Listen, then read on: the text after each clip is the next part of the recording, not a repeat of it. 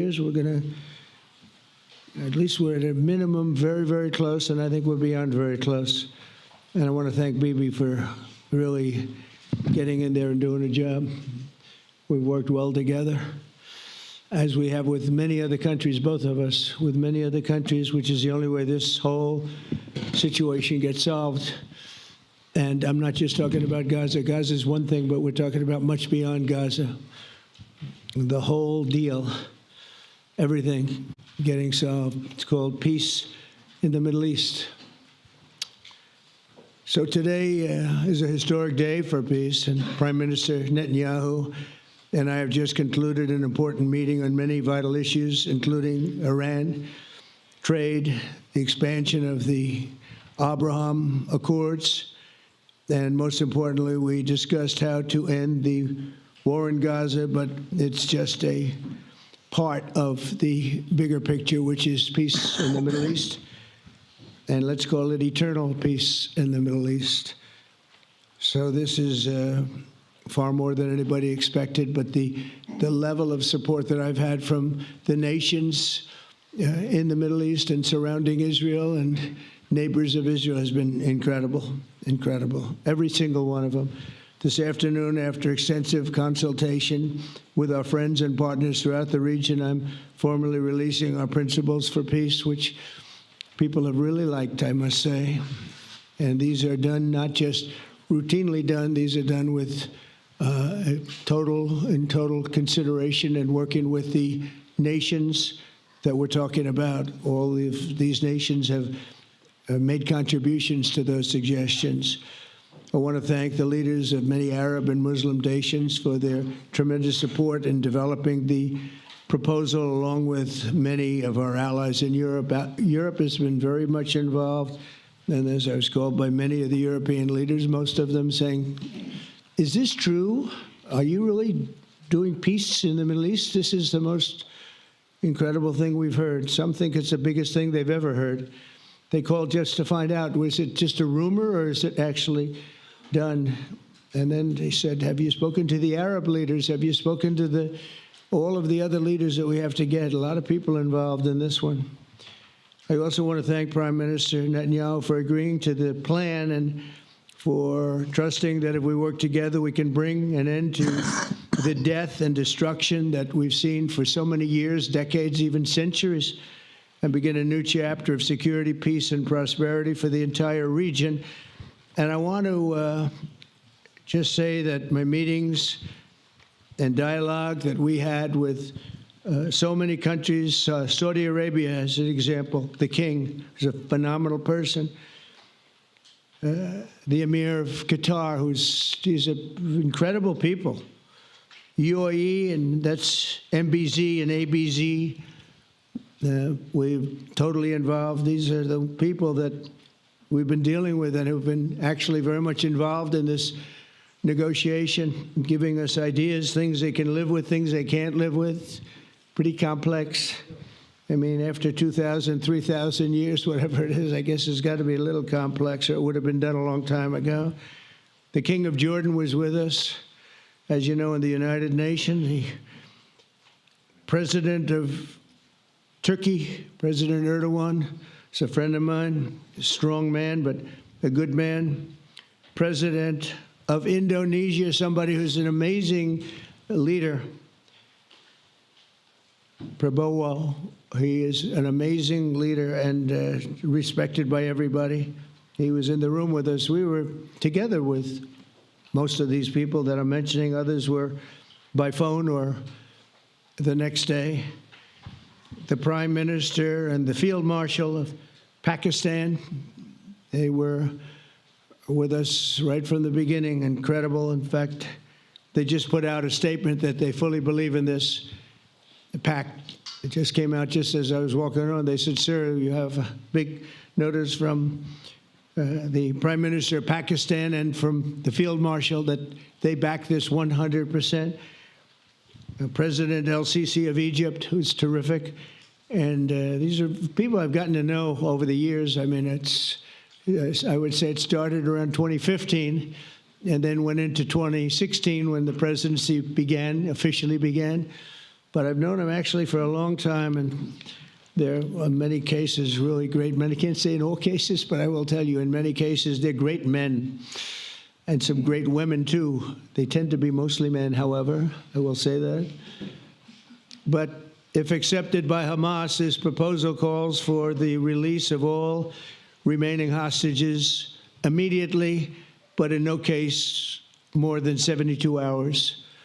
So the hostages are coming back, and I hate even saying this from the standpoint, doesn't sound right, but it is so important to the parents. The bodies of the young men, I believe in almost all cases, the young men are coming back immediately. I met with parents. The parents felt as strongly about getting the body of their dead boy back as they did as though the boy were alive and well. It's so important to them. And it means the immediate end to the war itself, not just Gaza. It's the war itself. Under the plan, Arab and Muslim countries have committed, and in writing in many cases, but I actually would take their word for it. The people I mentioned, I'd take their word for it, to demilitarize Gaza, and that's quickly. Decommission the military capabilities of Hamas and all other terror organizations. Do that immediately. And we're relying on the countries that I named and others to deal with Hamas. And I'm hearing that Hamas wants to get this done too, and that's a good thing. And destroy all terror infrastructure, including the tunnels, weapons of production facilities. They have a lot of production facilities that we're destroying. They'll also help train local police forces in the areas that we're discussing right now, in particular in and around Gaza, working with the new transitional authority in Gaza. All parties will agree on a timeline for Israeli forces to withdraw in phases. They'll be withdrawing in phases. No more shooting, hopefully. As progress is made toward achieving these goals, Arab and Muslim nations need to be allowed the chance to fulfill these commitments of dealing with Hamas. They have to deal with them because they were the one group that we have not dealt with. I haven't dealt with them. But the Arab countries are going to, and Muslim countries are going to be dealing with Hamas, and I believe they've already been there. I think they probably have an understanding, and they haven't maybe mentioned that, but I would imagine they do. Otherwise, they wouldn't have gone as far as they've gone. If they're unable to do so, then Israel would have the absolute right, and actually our full backing, the U.S. full backing. Marco's here, and a lot of our leaders are here, our great Vice President, Susie Wiles, Steve Witkoff, Jared Kushner. They've been so involved in this process. I don't think anybody else could have done it or even come close, but it's we're right there. We're right there. First time in thousands of years, I think you can probably say, if you really look into it, if you study back, if you're a scholar, you would say thousands of years. Israel would have my full backing to finish the job of destroying the threat of Hamas. But I hope that we're going to have a deal for peace. And if Hamas rejects the deal, which is always possible, they're the only one left. Everyone else has accepted it. But I have a feeling that we're going to have a positive answer. But if not, as you know, Bibi, you'd have our full backing to do what you would have to do.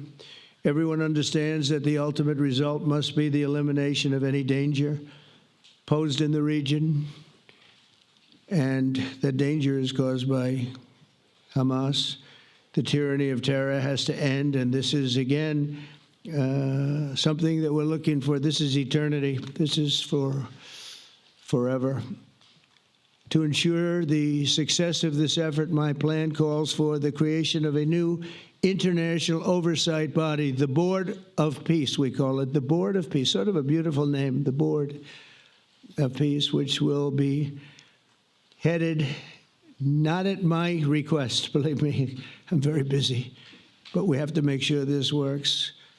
The leaders of the Arab world and Israel and everybody involved asked me to do this, so it would be headed by a gentleman known as President Donald J. Trump of the United States. That's what I want, is some extra work to do, but it's so important that I'm willing to do it, and we'll do it right, and we're going to put leaders from other countries on, and leaders that are very distinguished leaders, and we'll have a board, and one of the people that wants to be on the board is the UK former Prime Minister, Tony Blair, good man, very good man, and some others, and they'll be named over the next few days, and it'll be quite the board.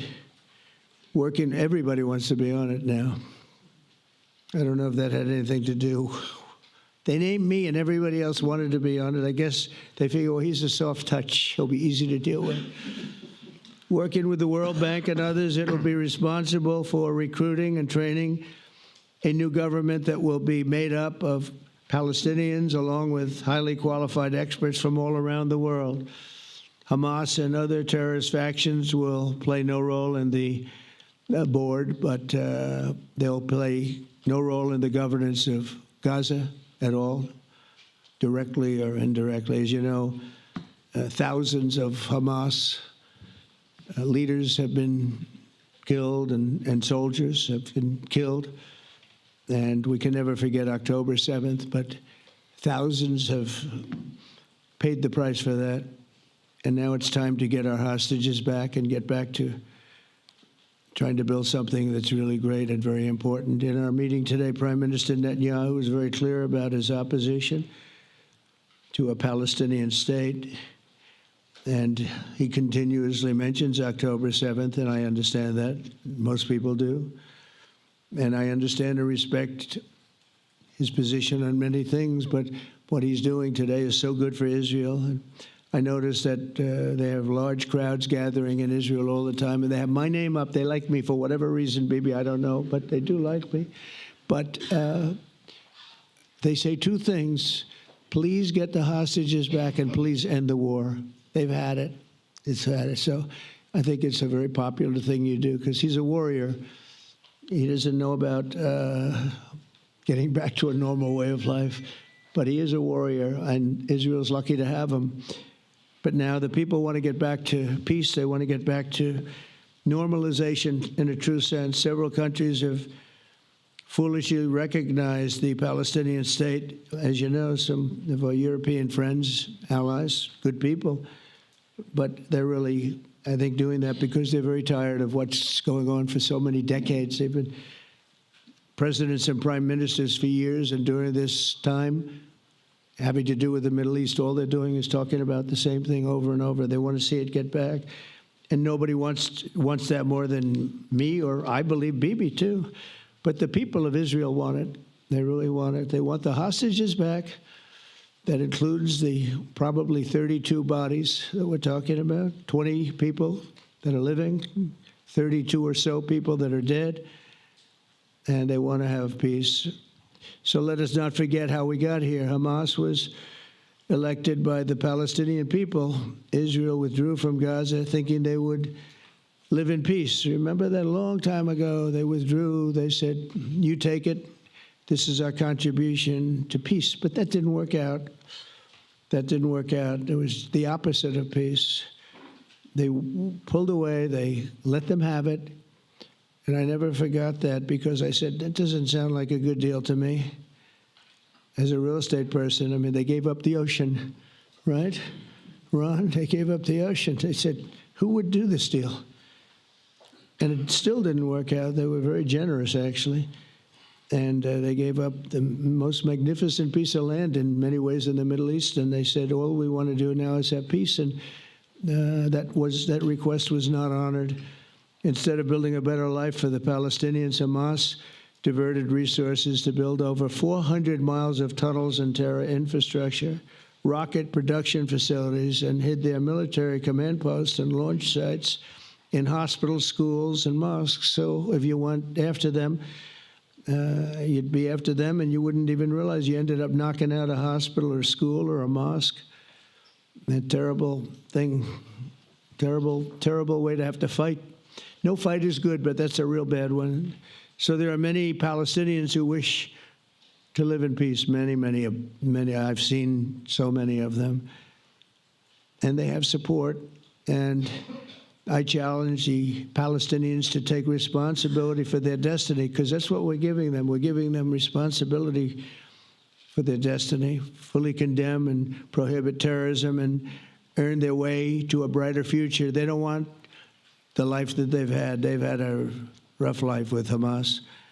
If the Palestinian Authority does not complete the reforms that I laid out in my vision for peace in 2020, they'll have only themselves to blame. We're giving them an amazing footprint, and they have amazing support from the leaders of the Arab world and the Muslim world, the great leaders. These are great leaders. These are unbelievable leaders that have built great countries and very wealthy countries.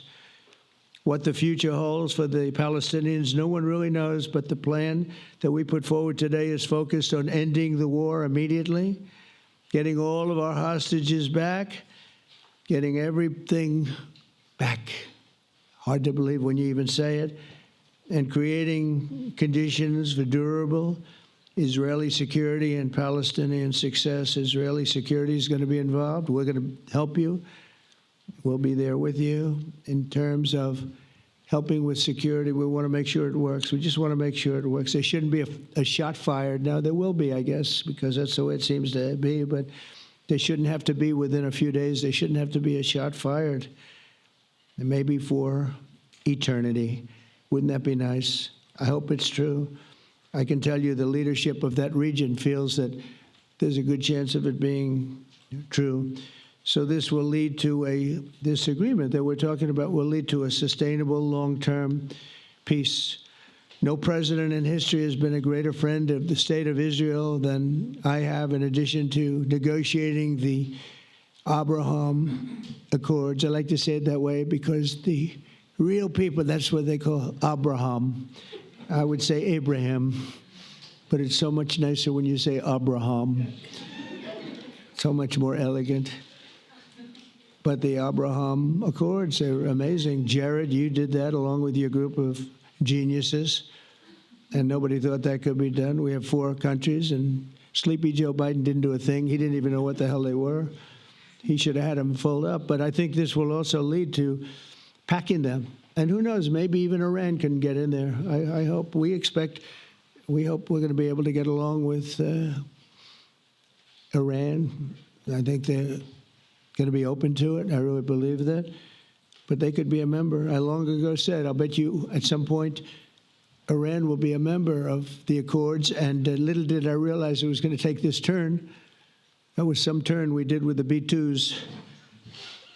But I think they might very well be there because it's a great thing for them economically. I recognize the eternal capital of Israel. I opened the American embassy in Jerusalem. That was something that everyone said would never be done, could never be done.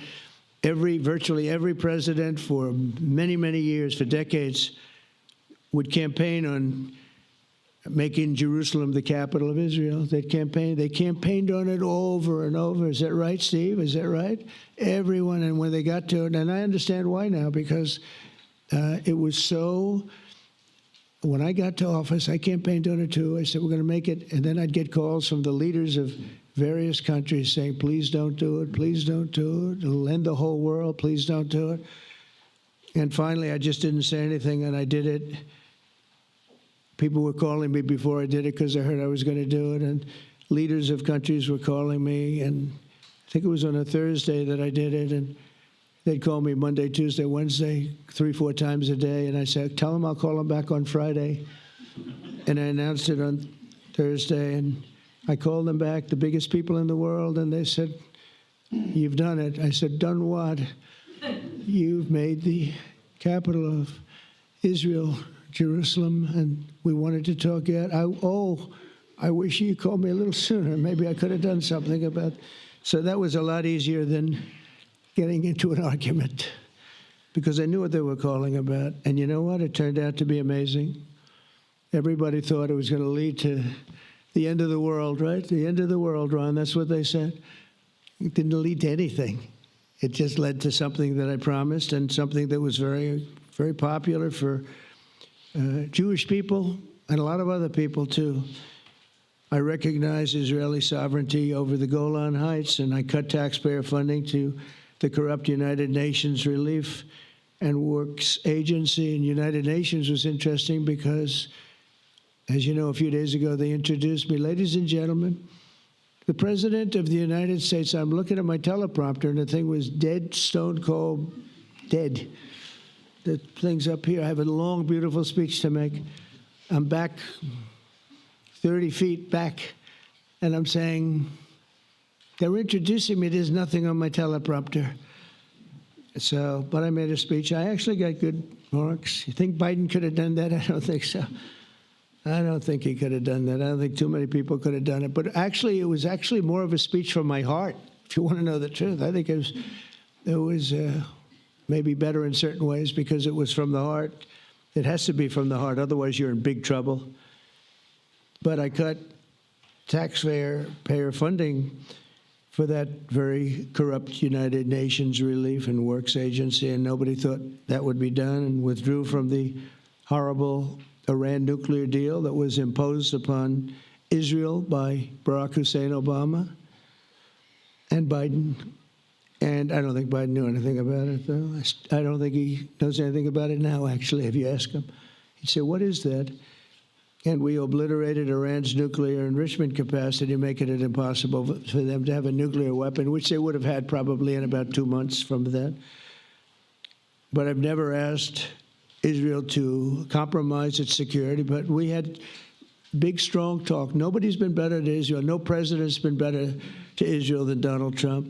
But we had a long, strong talk, Bibi and I, and he understands it's time. It's time. History has shown. And the people of Israel want it. And the people of the Middle East want it. The people of enemies of Israel want it. But they don't have really too many enemies right now. And you know what? Many countries have gained great respect for Israel, for the way they fight, for the job they do, including me. I had respect anyway, but they gained respect. History has shown us that those who have relations with Israel have thrived, while those who have devoted resources and attention toward the destruction and even annihilation of Israel have languished. They haven't done well. Israel is not going anywhere. They're going to coexist with other people and countries in the region, from Syria to Lebanon to Saudi Arabia. The promise of a new Middle East is so clearly within our reach. This is the closest we've ever come to real peace, not fake peace, not political fool's peace. If we can get this difficult problem solved, the opportunities for all within that vast region of this world, it's a vast region, it's unlimited. The Abraham Accords show that all countries are better off when they communicate and work together and embrace new opportunities. I hope Jared and Steve and Susie and Marco and JD, we have great people. I hope you guys are going to work very hard to get these other countries in, because now they have no excuse. There's no longer an excuse. They were somewhere hesitant. And I tell you, the 4 countries that went in, I give them tremendous credit, and it's worked out incredibly well for them. In the same spirit, I'm pleased to report that earlier today, we took another important step toward greater understanding of the region. A short time ago, we had a historic phone call in the Oval Office with Prime Minister Tani, who's really a great person. So we had a great talk, and I was on the phone, and Bibi was talking. Prime Minister Al-Thani was of Qatar. They really had a heart-to-heart conversation. It was a great conversation, I thought. It was productive. It was everything that you need to have something turn out to be successful. And I want to thank Bibi, and I want to thank the Prime Minister. It was fantastic. We agreed to launch a formal trilateral mechanism between Israel, Qatar, and the United States to begin a dialogue to enhance mutual security, correct misperceptions, and avoid future misgivings. And I want to thank Qatar, its leadership, and the Emir. He's a fantastic person. I think, I'm going to be his public relations man because I know him differently than a lot of people know him. But he wants peace. He wants to see peace. And it's people, and they really acknowledge the critical role that they've played as mediator. And again, we're not quite finished. We have to get Hamas, but I think they're going to be able to do that. So now it's time for Hamas to accept the terms of the plan that we've put forward today. And again, this is a different Hamas than we were dealing with because I guess over 20,000 have been killed. Their leadership has been killed 3 times over. So you're really dealing with different people than we've been dealing with over the last 4 years, 5 years. Everyone has done their part and come to the table in good faith. Our Arab and Muslim partners are fully prepared to step up and fulfill their commitments for the benefit of the people of Gaza and the entire region. They're willing to step up and do a lot. They really are. There are a lot of good people involved. Everybody who wants to see an end to the violence and destruction should be united in calling for Hamas to accept the extremely fair proposal so that we can end the war and get us back our hostages right now and have everlasting peace. And I look forward to having relationships with everyone. As the chairman of the board, I'll be involved, and we'll have meetings with some very smart people that'll be working over there to make sure that we haven't just been wasting time with an agreement that doesn't get done. The task of building peace will not be easy. There are some of the hardest problems in the world to solve, and that's why it's been going on for so many centuries. But too many lives are at stake not to try, and this is more than a try. I mean, I think this is something that gets done when you have virtually every country, and these are powerful, powerful countries that have a lot of money, and the money can make things happen. A lot of countries try, and they don't have any money. These are very rich countries that can make things happen. So together we'll forge a much safer and more hopeful future for everybody, including Israel. And I want to thank Prime Minister Netanyahu for his partnership. And I want to thank all of the leaders, the kings and the emirs and the presidents and prime ministers, people I mentioned. And they've been absolutely fantastic to work with. And it's just happened very quickly. It's happened from a couple of weeks before I had a couple of meetings, but a couple of weeks before we went to the United Nations, and we had some incredible meetings. It all came to place. It all took place, and everybody wanted to be a part of it. I don't have anybody that's saying we don't want anything to do with it. It's just the opposite. And I'll tell you, a couple of years ago, a year ago, I don't think we would have had this kind of participation, Mr. VP, right? I don't think we would have had. It's been amazing. The participation was 100%. Everybody wants to be a part of it. And everybody, those very strong countries, everybody wants it to work. So, Bibi, congratulations on this. I think this will be your crowning achievement, frankly. If this all works out, we think it will. It's going to be your crowning achievement, and I want to thank you very much for being here. Thank you, please. Thank you. Thank you. Mr. President, first I want to thank you for graciously hosting me once again in the White House. And second, I want to thank you for your friendship and for your leadership. From Jerusalem to Tehran, from the Golan Heights to Gaza, you've proven time and again what I've said many times. You are the greatest friend that Israel has ever had in the White House. And Mr. President, you and I both know it's not even close. While you focus at home on making America great again, your leadership abroad is changing the world for the better, ending wars and advancing peace. I believe that today we're taking a critical step towards both ending the war in Gaza and setting the stage for dramatically advancing peace in the Middle East, and I think beyond the Middle East, in very important Muslim countries. I support your plan to end the war in Gaza, which achieves our war aims. It will bring back to Israel all our hostages, dismantle Hamas's military capabilities, end its political rule, and ensure that Gaza never again poses a threat to Israel. We would not have achieved this turning point without the courage and sacrifice of our incredibly brave soldiers. They fight like lions to defend the people of Israel, and they serve on the front line in the war between civilization and barbarism. Mr. President, when our two countries stand shoulder to shoulder, we achieve the impossible.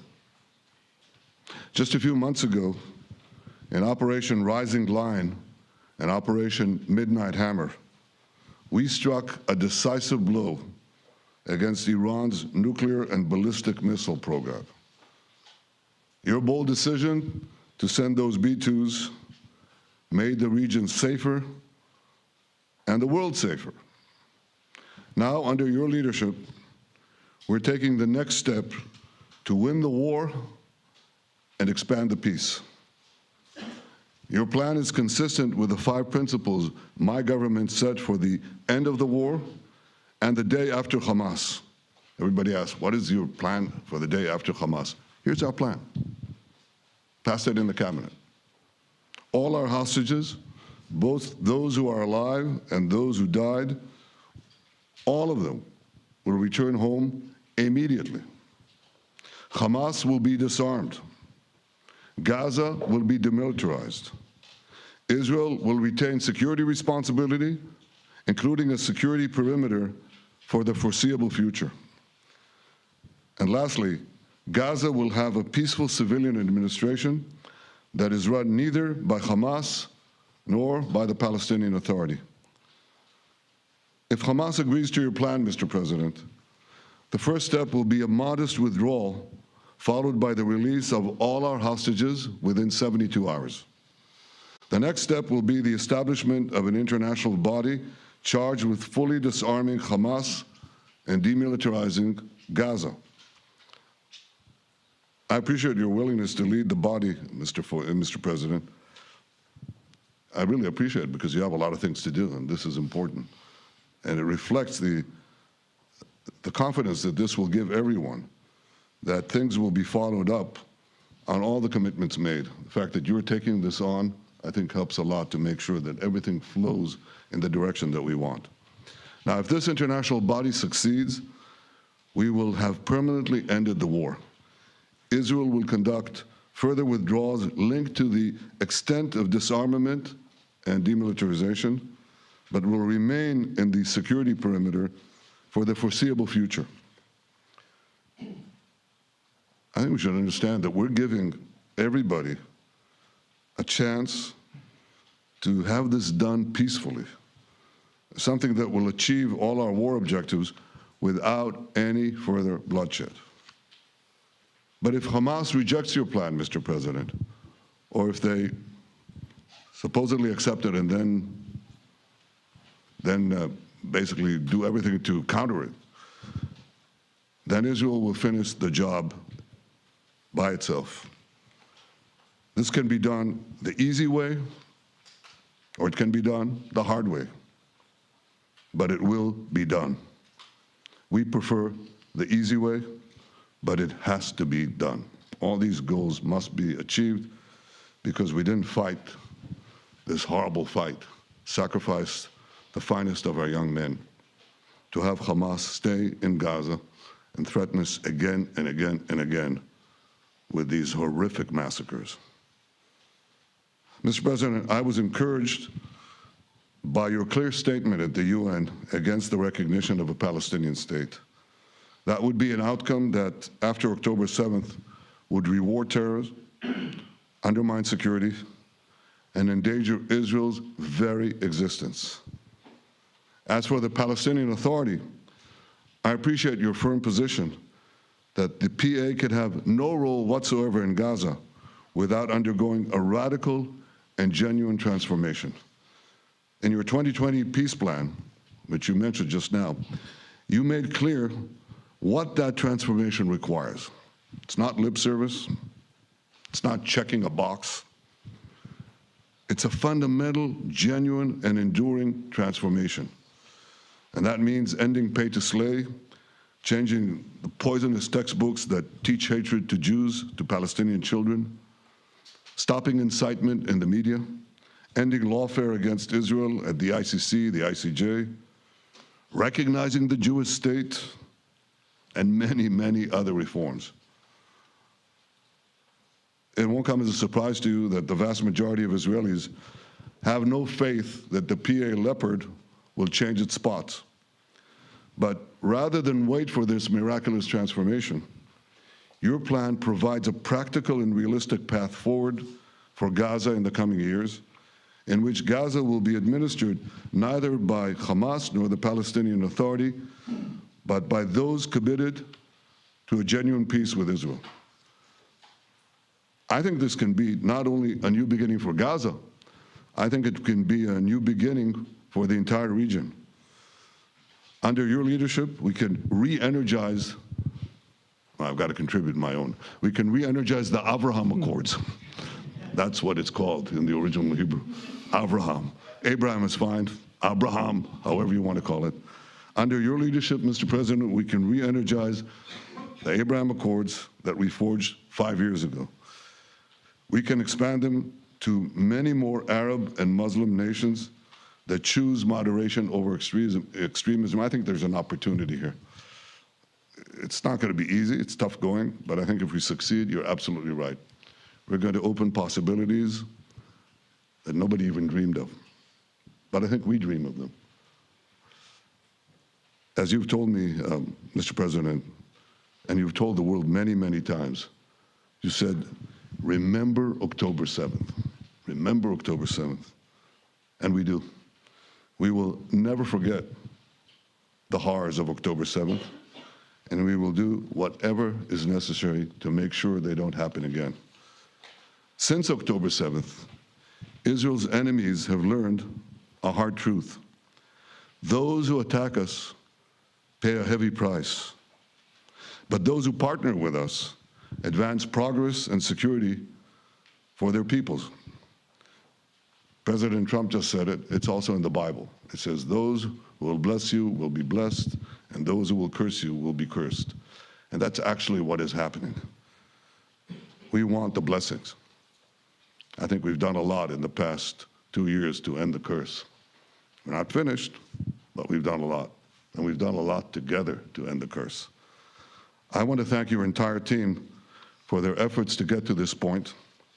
I especially want to thank Steve Witkoff and Jared Kushner for their indefatigable work to bring Israel and Arab states in the region closer together.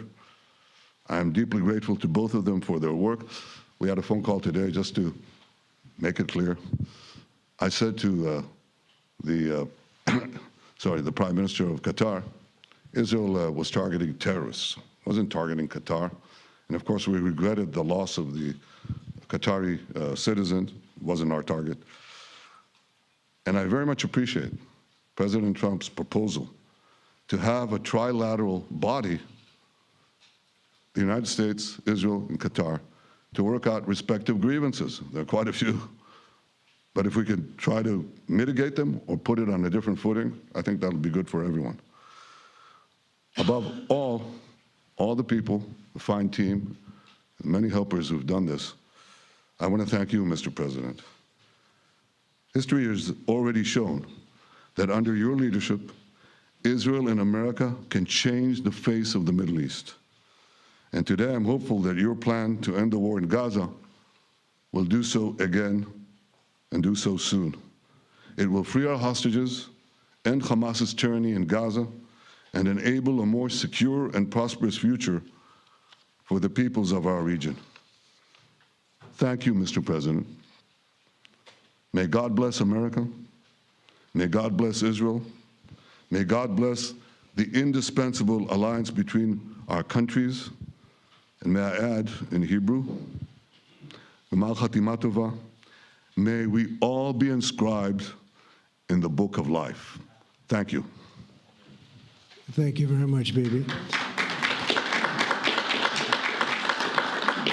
So I think while we wait for these documents to be signed and get everybody in line, I think it maybe is not really appropriate to take questions. I'm meeting with, as you know, a couple of Democrats in a little while about the country, about keeping our country open.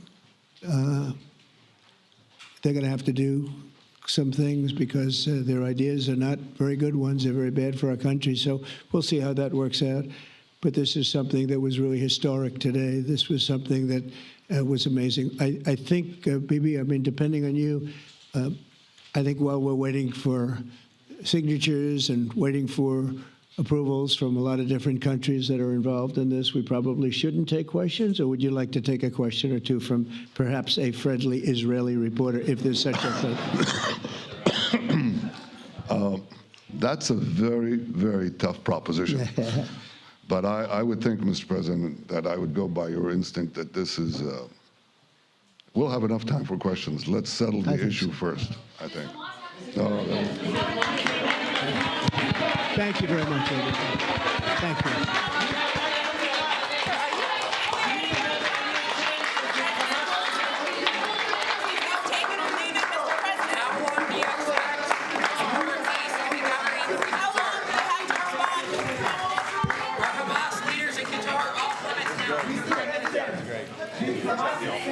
That concludes two statements by the President of the United States and the Israeli Prime Minister Benjamin Netanyahu. They unveiled a 20-point peace plan that has been agreed to, says the president, by a number of Arab and Muslim countries. Prime Minister Netanyahu endorsed the plan as well.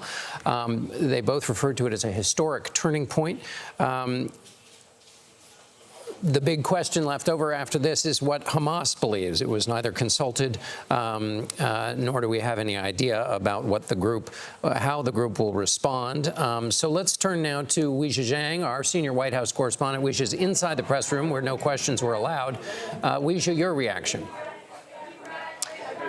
John, I think that it was very telling that the president announced that he and the prime minister would not be taking any questions, because there are certainly plenty of those left, even after the president made lengthy statements about the White House's 20-point peace plan to end the war in Gaza. Of course, the most pressing question right now of all is whether the United States has formally presented this plan to Hamas and when they expect an answer. The Prime Minister, Netanyahu, said that he does support this plan, but there are also questions there, John, about what details he might have issue with, because it should be pointed out that just last week, President Trump said he would not allow Israel to annex the West Bank. Very tough words. And in the proposal that was released today, it only stipulates that Israel would not annex Gaza, with no mention of the West Bank. There's also an issue of Palestinian statehood. Netanyahu made very explicit that Israel would not accept that. But, John, I have to tell you, in this proposal, it seems to leave the door open for that, because it says if the Palestinian Authority reform program is completed, there could be a credible pathway to a Palestinian statehood. So there are still several areas of discomfort, to say the least, between these two countries. And because we don't have clarity from the leaders directly, John, we will have to continue to report that out for you today. Indeed. Weijia Zhang at the White House after this statement. Just a few more details about it. The plan calls for an immediate end to the war and the release of all Israeli hostages in exchange for hundreds of Palestinian prisoners. Again, as we mentioned, Hamas has not agreed to any of this, but must completely disarm and relinquish all governing roles. The Palestinian Authority must change fundamentally for this future that the president and the prime minister outlined, and that there would be an international stabilization force inside Gaza. There would be the international stabilization force would be overseen by a board, and that board would be chaired by President Trump, and then Gaza would be rebuilt and run by a kind of technocratic government. So it is a painting of a future that the president says has been ratified by a number of Arab and Muslim states. Again, as Wisha pointed out, a lot of complicated details, though, getting from this moment to that future. Not only does Hamas have to respond, but then, of course, Prime Minister Netanyahu will have to see how his political supporters, what they think of this deal back home. Senior White House and political correspondent Ed O'Keefe now joins us. Ed, your reaction? Well, John, the document that you mentioned that Wisha was talking about, it has these 20 points that the Israeli Prime Minister now says that he is on board with, and so we're waiting to hear from Hamas. The issue, though, is even if they agree to this in theory or in general, almost every line of this could be debated for weeks, if not months, endlessly between the various parties. For example, members of Hamas who wish to leave Gaza will be provided safe passage to receiving countries. Oh, how do you guarantee that? Who are the receiving countries? What happens to those people once they get to those receiving countries? Is their safety assured? Might be one subject of debate. Full aid will be immediately sent into the Gaza Strip. At a minimum, aid quantities will be consistent with what was included in a January 2025 agreement. Again, how would it be distributed? Who would oversee it? How do you double check to make sure that it is, in fact, just aid and not anything else, which, of course, has been a sticking point over the last several months when aid has been held up? This whole transitional governance. Technocratic, apolitical Palestinian committee responsible for delivering day-to-day running of the operations. Qualified Palestinians and international experts. Who gets to define that they're qualified or that they're experts? All of this could be subject, again, to lengthy debate. But you could see there the president quite eager to get this issue moving ahead, recalling the conversations he had last week with a handful of predominantly Muslim or Arab countries who are also eager to see a resolution to this. And that's why when you hear them talk about a broader plan for the Middle East, it is that idea that these other countries want to see this resolved as well. It's not just Saudi Arabia, Jordan, and Egypt, but you heard about Turkey.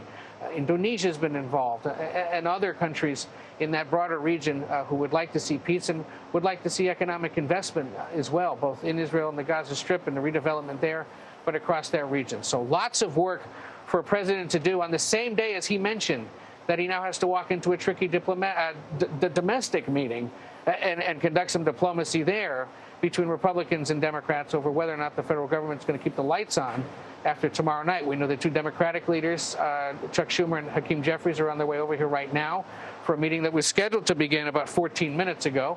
But will obviously extend into the afternoon. A busy one here at the White House, John. Absolutely, Ed O'Keefe, a busy one for the president and a busy day for you as well. Let's turn to senior foreign correspondent Imtiaz Tyab. Imtiaz, picking up on Ed O'Keefe's point, but also, of course, to get your first reactions. This is sort of like that old expression, the wish, the father of the thought, which is to say to paint a future that the president and the prime minister want, that they hope is big enough for all of the countries the president's named, which include everything from Pakistan to Indonesia, to create a future that is big enough that those Arab states, as the president said, will put sufficient pressure on Hamas to get Hamas to agree.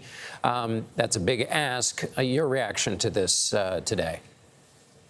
Well, look, this document itself is extraordinary, these 20 points. And as Ed so clearly articulated, some of the big questions that still revolve around them as well. But I think what I can tell you is that we have reached out to Hamas to try to get some sort of response from them. As you know, there's a 5-member leadership group in Doha, the very target of that strike by Israel just a few weeks ago in the Qatari capital. I'll mention that phone call that Mr. Netanyahu had with the Qatari leader in a moment, but the big question is will Hamas accept this?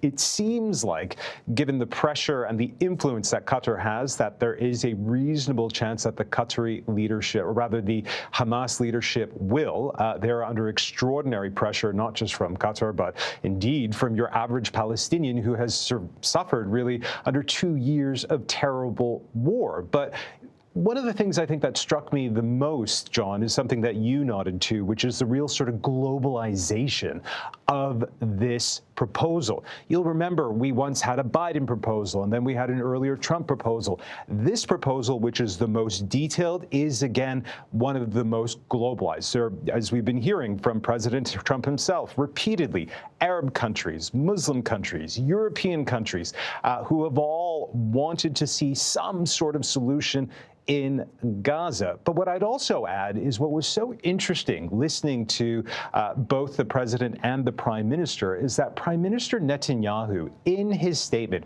was really talking to the Israeli people to try to get the Israeli people to accept this deal, but not just the Israeli people, his extreme far-right coalition, a coalition which is bitterly opposed to ending the war in Gaza, which is bitterly opposed to withdrawing Israeli forces from Gaza. We also know that they're incredibly angry about that phone call that Mr. Netanyahu had with the Qatari leadership in Israel. Qatar is seen as a rogue state, a state that finances Hamas, that is seen, of course, as this terrorist organization. And so Mr. Netanyahu, as he leaves Washington and goes to Israel, will be facing a maelstrom of criticism from within and indeed from those on the streets who have been on the streets for 2 years nearly now, demanding this war end and that the hostages be released.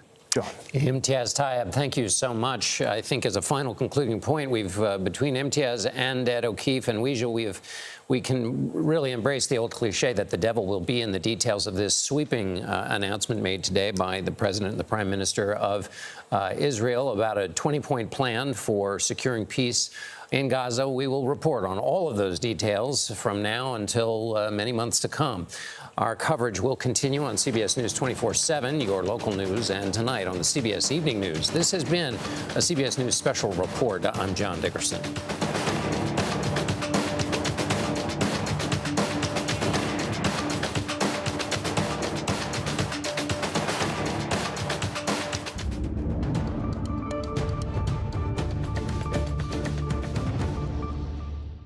Thank you for joining us on CBS News 24/7. I'm Tom Hansen. We've been watching a special report of President Trump speaking alongside Israeli Prime Minister Benjamin Netanyahu. The president speaking just shy of 30 minutes at this afternoon press conference. Prime Minister Netanyahu speaking for just about 20 minutes. There were no questions, of course. Now, the president called it a very good meeting and said peace was not just possible in just Gaza, but all of the Middle East. And I want to get more context on this. Let's bring in CBS News senior White House and political correspondent Ed O'Keefe for more. So, Ed, I want to get your first takes on this high-stakes press conference. What came of the White House meeting? And if Hamas hasn't agreed to this plan, how significant is this all for the trajectory of the war in Gaza? Well, it's a good question, Tom. We're waiting to hear whether Hamas would agree to this and how quickly they may do so. But the president announcing that this 20-point plan, a comprehensive plan to end the Gaza conflict, has now been accepted by the Israeli Prime Minister Benjamin Netanyahu, who said he does. But there are several, if not dozens, of potential sticking points, sticky wickets in this proposal that could just continue to prolong this process. And if you excuse the crowd here behind us, we're anticipating the Israeli Prime Minister may leave at any moment as we're talking here.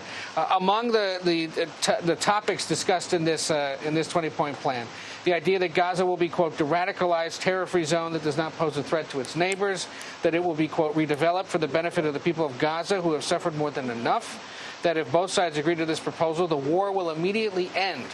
Israeli forces would withdraw to the agreed-upon line to prepare for a hostage release.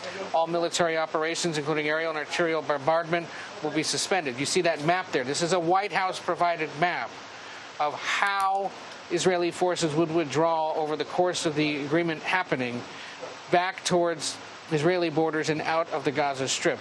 But again, this is a White House-proposed withdrawal map here that's part of this 20-point plan. Hostages would be returned, and Israel would release 250 life sentence prisoners plus 1,700 Gazans who were detained after October 7th, 2023. Once all hostages are returned, Hamas members who commit to peaceful coexistence and to decommission their weapons will be given amnesty. Members of Hamas who wish to leave Gaza will be provided safe passage to receiving countries. Just in the first 6 points, there's a lot there to be debated and wondered about. And then just that alone could potentially hold things up. The president suggesting that he will lead a commission, a new board of peace that would include, among other people, current and former heads of state, like the former British Prime Minister Tony Blair, head of government. The body would set the framework and handle the funding for the redevelopment of Gaza until such time as a new Palestinian Authority has completed its reform program. So we'll see if Hamas agrees to this, but it is a pretty comprehensive and detailed plan, and yet there are so many more details to be sorted out between Israeli and Hamas leadership that one wonders how successfully this could proceed. It comes, however, after a week of diplomacy by the president and his team with predominantly Arab and Muslim nations leaders who are pushing this White House to help resolve this, and made very clear, among other things, that there would have to be some allowance for a leadership structure established by those in the Gaza Strip.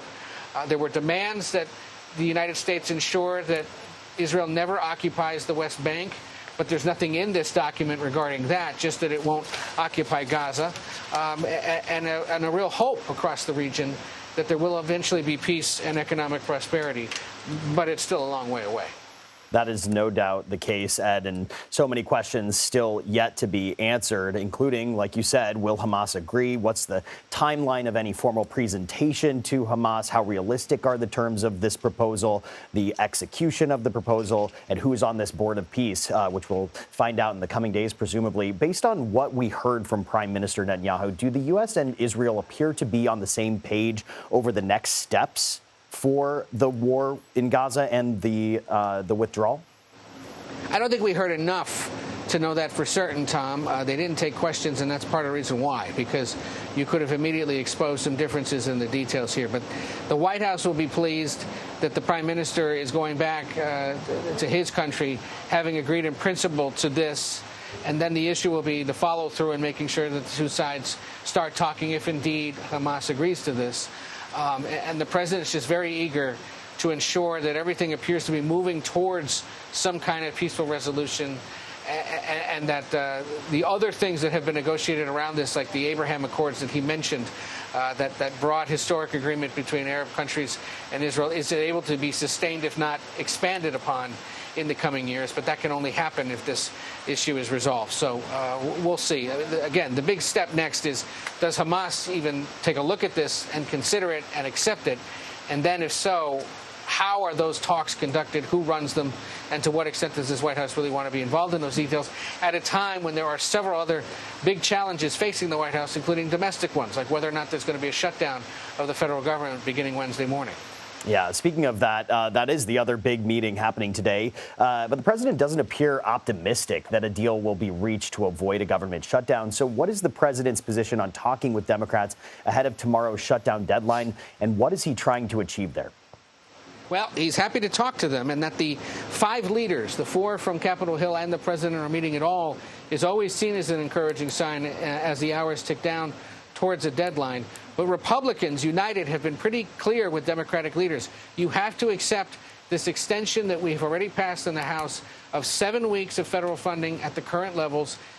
And then later in the fall, we can have negotiations over some policy differences that get us to either a full year's worth of spending agreement or just a continuation of the norm. But what Democrats are pushing for is an extension of some key tax cuts and credits that are given to people that use the Affordable Care Act. They're set to expire at the end of the year.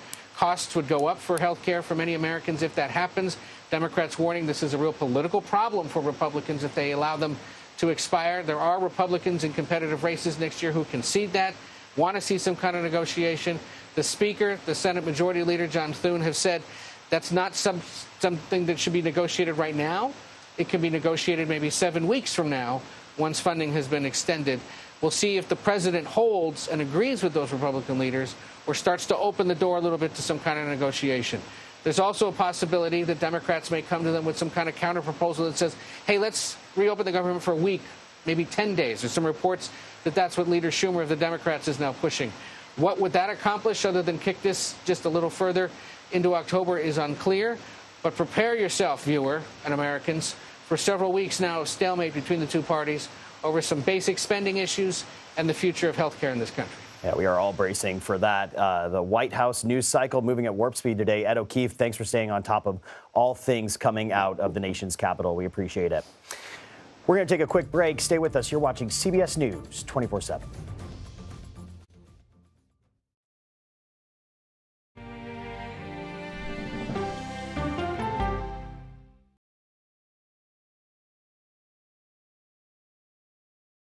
What happens when reporters take you inside the story? I've been asking for over a year and a